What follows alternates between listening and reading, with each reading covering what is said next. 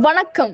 காஞ்சிபுரம் மாவட்டம் வாலாஜாபாத்தில் அமைந்துள்ள அருள்மிகு ஸ்ரீ மன்னார்சாமி பச்சையப்பன் ஆலயத்தில் 39ஆம் ஆண்டு ஆடி திருவிழாவின் உற்சவத்தை முன்னிட்டு சிவன் பார்வதி சிறப்பு அலங்காரத்தில் அம்மன் எழுந்தருளி ஆலயத்திலிருந்து தாரை தப்பட்டை நாதஸ்வரம் சிறப்பு வான வேடிக்கையுடன் முருகன் கோவில் தெரு ஆதிவாசி பகுதியில் அம்மனுக்கு பொதுமக்கள் சிறப்பு வரவேற்பு கொடுத்தனர். அதன் பின்பு தீபம் காண்பித்து தரிசனம் செய்தனர். அனைவருக்கும் அன்னதானம் வழங்கினர்.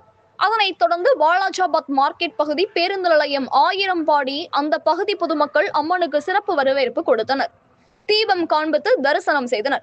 அந்த பகுதியில் அனைவருக்கும் டிபன் வழங்கப்பட்டது.